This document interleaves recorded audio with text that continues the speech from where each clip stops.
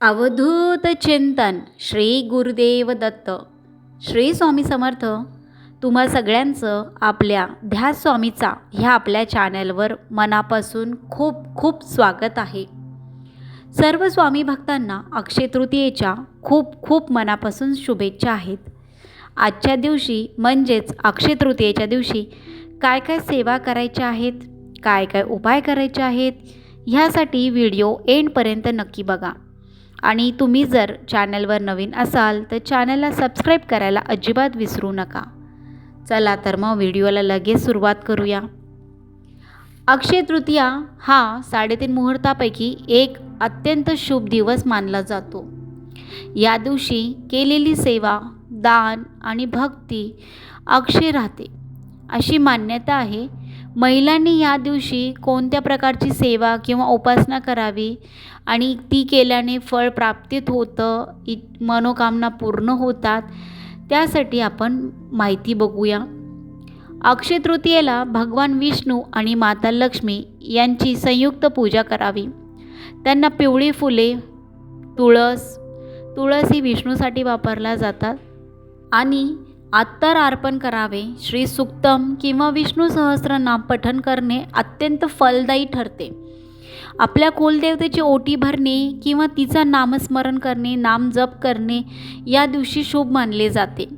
या दिवशी पितराचे स्मरण करून मातीचा माठ, त्यावर खरबूज किंवा आंबा ठेवून दान केल्याने पितरांचा आशीर्वाद मिळतो.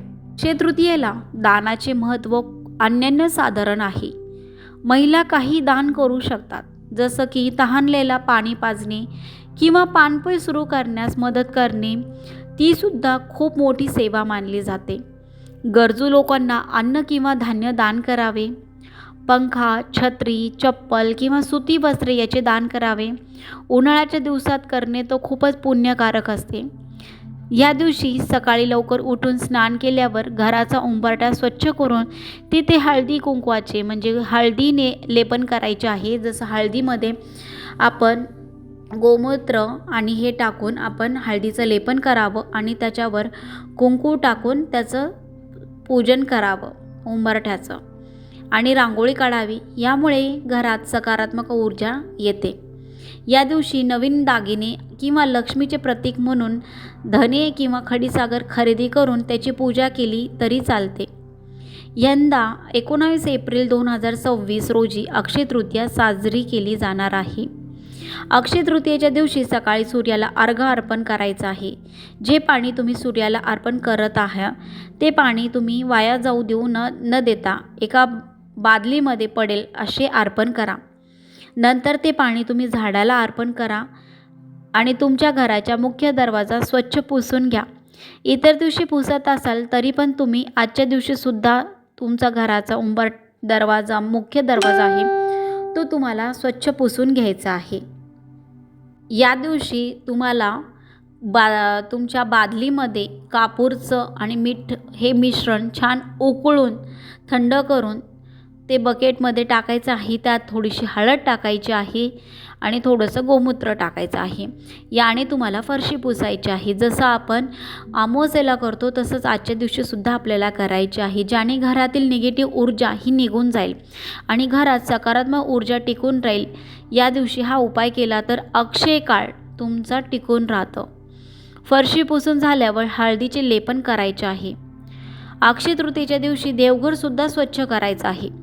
अक्षय तृतीयेच्या दिवशी चांगल्या गोष्टी जितक्या करता येईल तितक्या करा आणि वाईट गोष्टीचा त्याग केल्याने अक्षय काळ आपल्यासोबत असतात.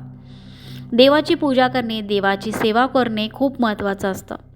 नंतर तुम्हाला देवघरात स्वस्तिक काढायचं आहे आणि स्वस्तिक काढल्याच्या नंतर तुम्हाला गॅसची पूजा करायची आहे. अक्षय तृतीया हा 3.5 मुहूर्तापैकी एक शुभ मुहूर्त आहे. या दिवशी देवी महालक्ष्मी किंवा श्रीयंत्रावर कुंकुमार्चन करण्याचे विशेष महत्त्व आहे. घरातील महालक्ष्मीची मूर्ती किंवा श्रीयंत्र एका तामणात ठेवावे. ते कसं करायचे आहे त्याची विधी तुम्हाला सांगत आहे. त्यासाठी घरातील महालक्ष्मीची मूर्ती किंवा श्रीयंत्र एका तामणात ठेवायचं आहे, म्हणजे प्लेटमध्ये ठेवायचं आहे. शुद्ध कुंकू, अक्षता, फुले आणि उदबत्ती घ्यावे. पूजेला सुरुवात करण्यापूर्वी हातात थोडे पाणी घेऊन मी आज अक्षय तृतीयेनिमित्त देवीची कृपा प्राप्त करण्यासाठी कुंकू अर्चन करत आहे असा संकल्प करावा. सुरुवातीला गणपतीचे स्मरण करून कुलदेवतेचे दर्शन घ्यावे. आता ही कशी करायची आहे, याची करण्याचा विधी काय आहे ते बघूया. तुमच्या उजव्या हाताचा अंगठा, मधली बोट आणि अनामिका याचा वापर करून कुंकू चिमटीत घ्यावे. देवीच्या चरणापासून सुरुवात करून हळूहळू वरपर्यंत कुंकू अर्पण करावे.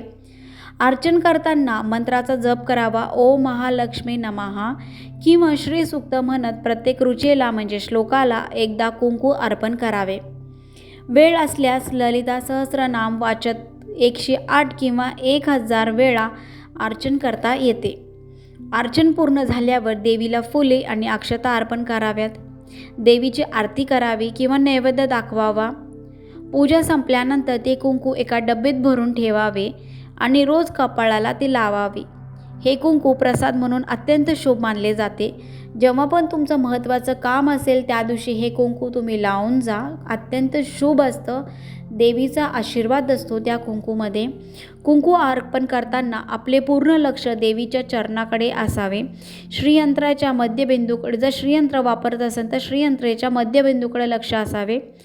तुमची ही सेवा अक्षय फळ देणारी ठरो. या दिवशी काय करू नये, या दिवशी कोणाचेही मन दुखावू नये आणि सात्विक आहार घ्यावा. मनामध्ये ओम नमो भगवती वासुदेवाय किंवा श्री महालक्ष्मी नमः या मंत्राचा जप चालू ठेवल्यास मानसिक शांतता आणि समृद्धी मिळते. तर अशा प्रकारे तुम्हाला दिवसभरात अक्षय तृतीयेच्या दिवशी सेवा करून तुम्हाला मनोकामना, इच्छित मनोकामना पूर्ण करून घेण्यासाठी सगळ्या सेवा करत राहा. आणि व्हिडिओ महत्त्वपूर्ण वाटल्यास चॅनलला सबस्क्राईब आणि लाईक करायला अजिबात विसरू नका.